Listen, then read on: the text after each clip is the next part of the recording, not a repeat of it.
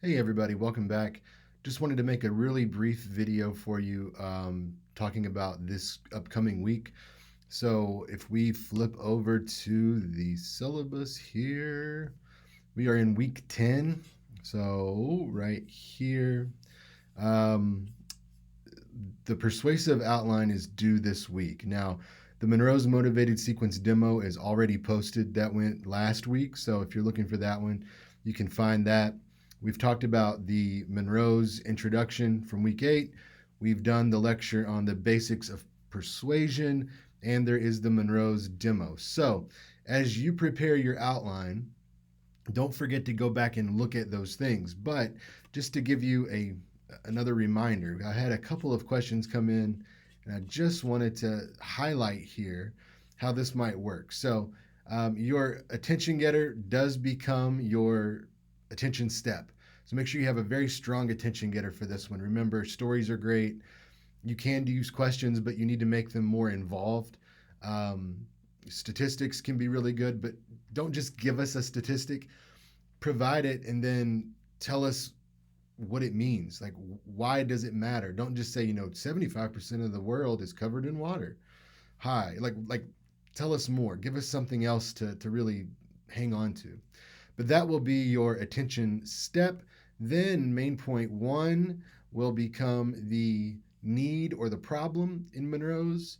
Main point two will become the satisfaction or the solution in Monroe's. And remember, with these two, you want to have a problem, but tell us why it's a problem. Why is it a problem and who does it affect? Give us the details in sort of how serious the problem is.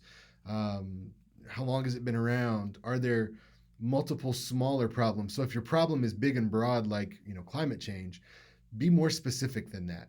Get specific with the problems about climate change. You can't take all of them on in one speech, but you could talk about, for example, the heating of the planet, and that could be something, or carbon emissions as something specific. And what specifically does that cause the problem uh, in terms of humanity? So, what I want you to do is just try to go one or two steps further than you normally might, or that seems obvious. Go one or two steps beyond the obvious so that you can detail why something is a problem, who it's a problem for, how bad it is, etc.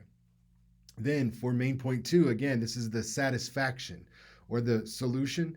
Remember here, it needs to be step by step. If there aren't steps, it's not working. So you need step one, we're going to do this. Step two, we do that. Step three. Now, step one might be raise awareness, raise money, start a petition. Those things are fine, but you'll want to get us into a realistic, effective solution to your problem as you see it. Then for main point three, that becomes the visualization. And remember, for the visualization, your problem and the visualization subpoints here should match perfectly. So if your big issue is global warming or climate change, and division A is heating planet, division B would be drought, division C famine, if that was the case. Okay, so then down here, after you solve for those things, you would say, look, we have slowed down or impacted or stopped, or however you want to say it, or however thorough your plan is. We've done those things to climate change, which reduces our risk of drought and reduces the risk of famine. You just want to make sure that your solution solves for the problem in every way that you presented it. And that's the way to check that, if you will. So the main point one, main point three, the need and the visualization should be circular, and they're really making sure that your plan does in fact solve the problem. Then down at the end, I told you that you could put your call to action right before or after the closure. Don't substitute it for the closure, right? Whatever you start with as the attention getter, that's your closure. But go ahead and do that. And then, my opinion, personally, I would do it at the very end. Throw that call to action in where you tell the audience that there's something they need to do right now, not later, whether later today or later in life, but now, that will be realistic for the start of your plan. So if your step one is something like sign a petition, then great. Give them the address to go and sign that petition, like the web address. Or if it's contact your representatives and raise awareness, we'll give them the information for our senators, for example, since most of us are from Michigan. So in that way, you're going to go through Monroe's 5 steps right there. So attention, boom, right there it is, attention getter. Main point 1 is the need. 2, satisfaction. 3, visualization. And then right after your closure will be your call to action.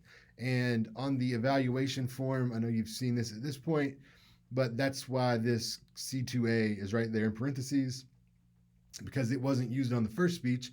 It's informative, but that will be used on this one. It'll factor into that second item there. All right. Don't forget also, at some point you need to go to the speech lab for a persuasive speech, not necessarily this one, but one of them. May as well come sooner rather than later to make sure that you don't miss out on that. Some folks did last time around.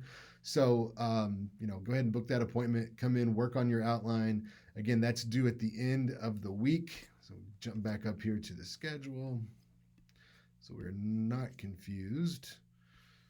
Right there. This is our week. So persuasive outline, turn it in. That's due on the 26th. All right. As always, if you have questions, let me know. Otherwise, I'm here for you, and I think you're going to be fine on this. Just give it time. Don't rush through this, and think about it logically. I mean, that's the best check I can tell you is go back and read your work and think, if this was someone else, would I be convinced that this is a problem and that this is a real feasible solution? And then, that's probably a good indicator that you have something to work with. All right, I will see you next time. And as always, thanks for watching.